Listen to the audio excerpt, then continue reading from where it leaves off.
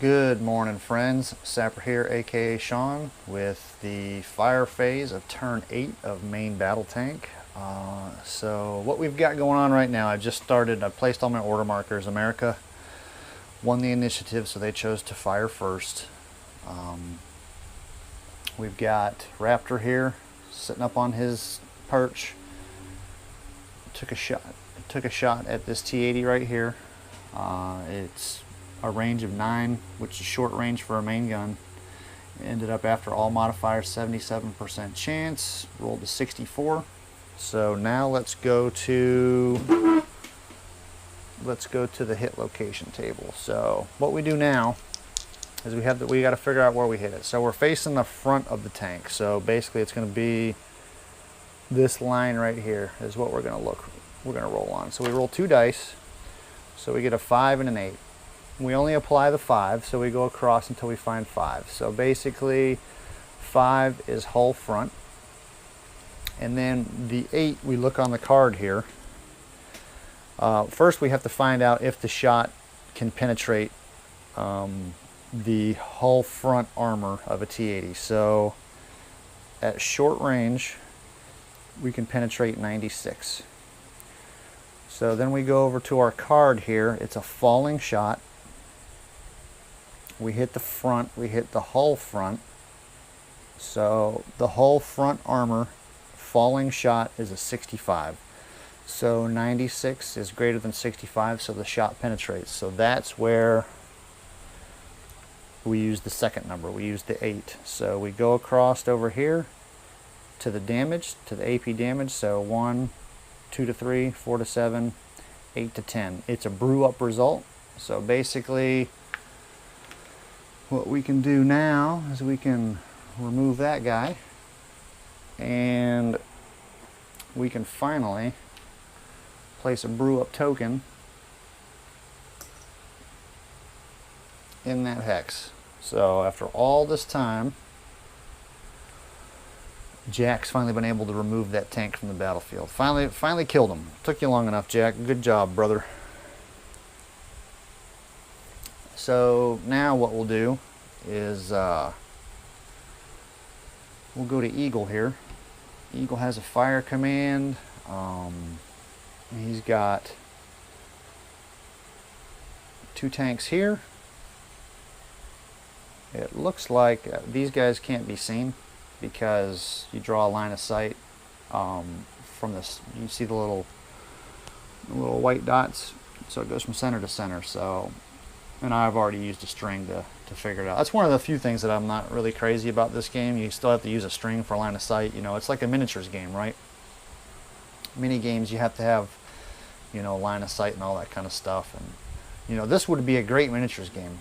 And I think it was maybe originally intended that way. I don't know, it's just my speculation. But this could have been a really good miniatures game. Use the micro armor. What is it, 1/600th scale or something like that. It could have been a great minis game. But, you know, miniatures are expensive and everything, so I can understand why it evolved into a cardboard chit game. But anyway, so the line of fire will pass through these buildings right here, so that will block line of sight. So Eagle cannot fire at any of these. There's 3 tanks there. Eagle can't hit any of those tanks. So really his only options are these 2 tanks here, because these are crops, and their effects are accumulative for as far as modifiers for blocking line of sight, so he wouldn't be able to see these guys either. So he's got 2 choices. He's got 2 tanks here. He's got the command tank, and he's got a normal tank. Of course, I would choose the command tank. Now you would say to yourself, well, how would he know the difference between a command tank and not a command tank? Well, there's visual clues. I can tell you from experience that a command tank usually has more antennas on it. At least in the American Army, a command tank will have more antennas on it because they have multiple radios inside. So if I was a tank commander in 1987, I'd tell my gunner, look for the enemy tanks that have the most antennas on it and shoot that one first, because if you can take out the commander, you can disrupt command and communication. That's not really modeled in this game. The whole command and communication and all that stuff. It's not modeled like that. But as far as victory points go, the command tank is worth more in victory points.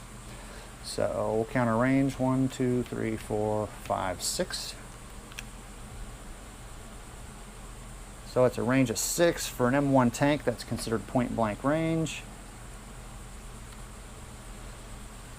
We go over to our hit modifier table, and I don't think, alright, he's not moving, he's not in any kind of cover. Eagle has no short halt commands, there's no shooter damage suppressed or broken, we're not playing with those rules. There's no smoke in between.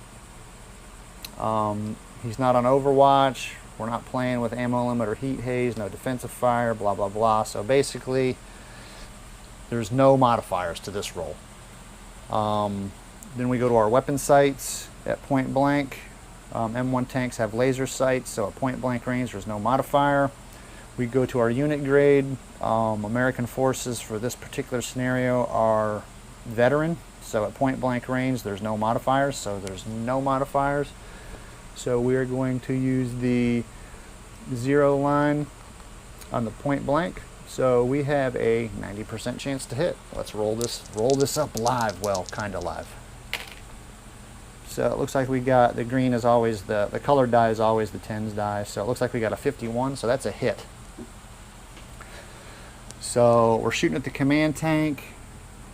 That looks like, from this angle, it's going to be it could be either a, so that's where it could hit, right? That's kind of the diagram. And if there's ever a question, the defender chooses which aspect he wants to use. Obviously, as the defender, you want to take as many shots in the front as you possibly can because the armor is strongest there. Then you would go here. Okay, and then least desirable, or less desirable is rear and side, and then finally the least desirable is getting shot in the ass, right? Nobody wants to get shot in the ass. So if we look at the facing of that T-80, I would say that it's going to be a front shot. So the next thing we do is go back to our table here. So we're going to use that line right there. Roll 2 dice. So you got a 3 and a 9. So a 3 is going to be turret front. The turret is facing the front. All right. If the turret was facing a different direction, then we'd look at we'd keep the same roll, but like if the turret was facing towards the rear. So let's say it hit the turret, right? But the turret was facing in a different direction.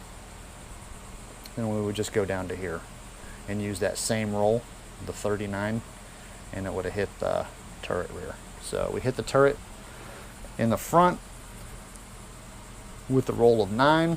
All right, again, let's look at penetration values. I don't have to do this because I know it's going to penetrate, but so at point blank range we can penetrate 110.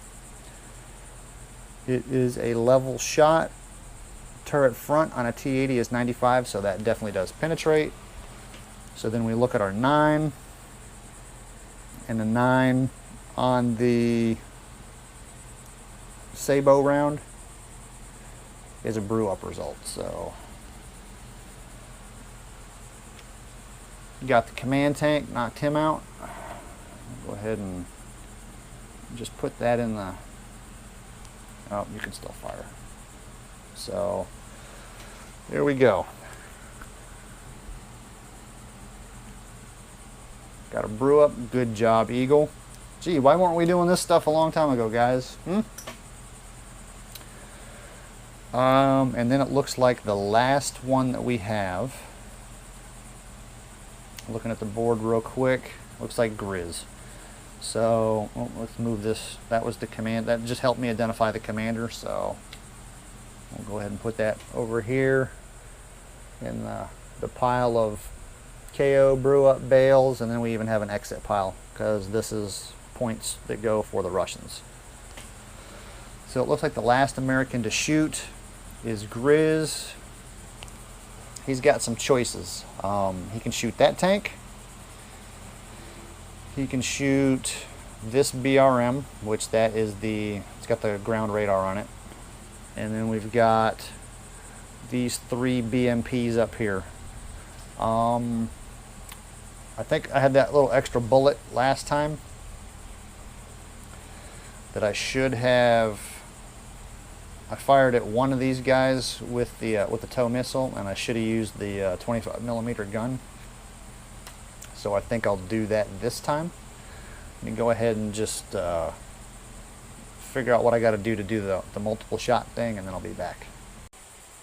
Alright, so I vacillated back and forth between, do I want to use a missile or do I want to use the 25 mic, which is the 25mm Bushmaster cannon.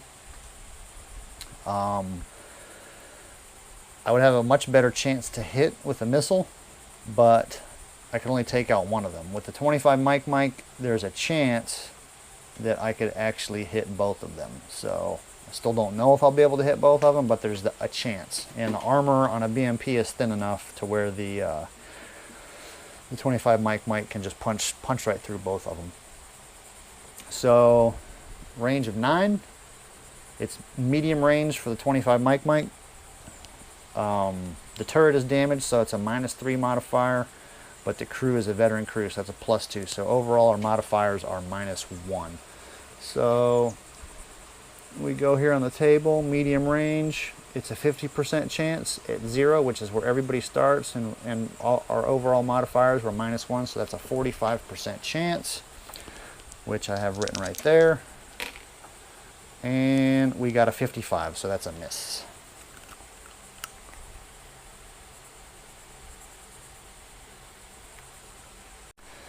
And so let me just explain why I chose these guys over the tank, because that would have been a shot in the ass, right? And pretty much at this range with a tow missile would have been almost a guaranteed hit. The chances of me missing would have been pretty slim. But I'm trying to, yeah, you can game the game, right? All right, in the end, this would be worth more victory points than, you know, a single BMP plus the dismounts if the dismounts were killed, you know, when the vehicle got hit, because you have to roll to see if the dismounts are killed. So you can game the game, right? But, you know, I'm trying to think. In some case, I don't apply this logic to every decision I make in the game. Yeah, you're going to game the game, but in real life, if this battle was actually taking place, chances are you're going to fire at the thing that is posing the biggest threat to you at the moment. So right now, this tank and Eagle. So Eagle and this pair of tanks, those were the threats to each other, right? So the gunner and the TC and Grizz would be looking and scanning their environment, and they would see, yeah, they would see this T-80 right here, and they would see that its gun is not pointed at them.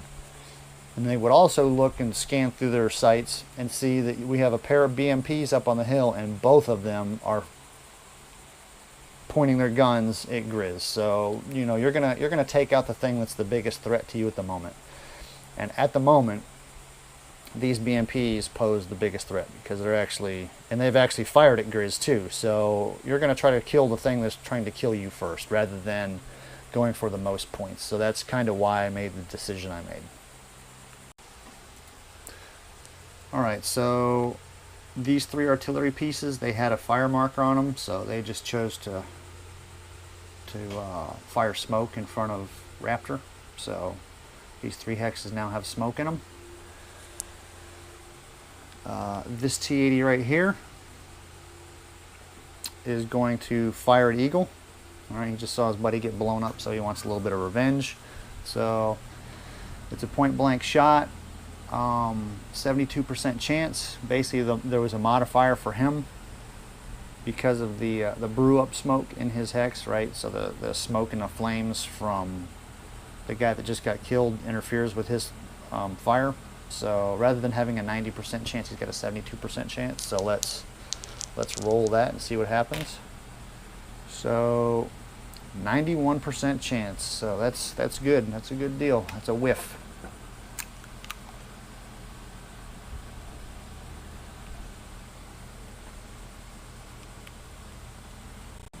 Alright folks, let's see what happens to Grizz. So we've got these two BMPs. They're going to fire, each one of them is going to fire their anti-tank missile. The main gun of a BMP is not going to be good enough to take out Grizzly. We could do some damage, but it's not going to take him out. So point blank is normally 90, but since they were fired at this round by Grizz, there's a modifier, so it turns it into an 81% chance for each one of them. So we'll go ahead and fire the first missile. So we got a 50. So Grizz has been hit for like what, the third or fourth time? He should have been rubber chicken. As many dang bullets have bounced off his hull. So let's find out. So we got a 1 and an 8. So it's his front. So it's going to be turret front. Penetration value for the missile is 120. There is not a single location that's even in the triple digits for a Bradley, so that will penetrate. And then a spandrel missile with an 8 is a brew up result. So Grizzly has finally been taken out. There we go. We'll replace that with that. Can move all these other markers out of here. Been clogging up the board. And there's a fire command. The other guy,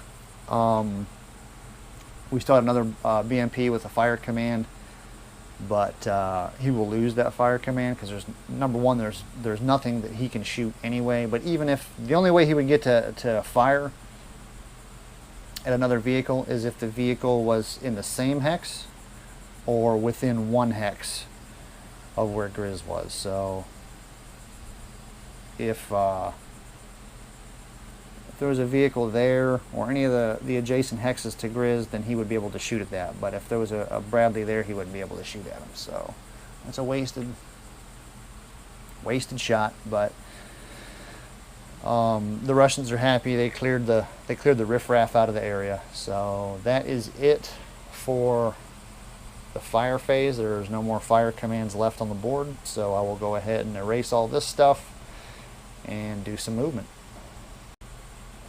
Alright, I just conducted the movement phase, so we'll start from the bottom, doing the Russians, and then we'll go ahead and cover the Americans. So this T-80 moved to here. He's facing north because guess who's sitting up there? Eagle. So front towards enemy, right? That's what we always want to end up trying to have. This BRM, which is the ground radar, see he moved from over here. He's pretty much out of line of sight. I think the mortar track might be able to hit him, but at this point in time, the Americans don't have the orders to waste taking a lucky shot with a direct fire mortar on this guy right here. So there was 3 T-80s right here. They exited the map. Alright, let's see what else we got. We've got, alright, this infantry platoon, which is vehicleless, because if you remember, they all 3 of the BMPs they were in got hit right here, and everybody bailed out. So these guys are hoofing it. They just move forward 2 hexes. Let's see, the engineers.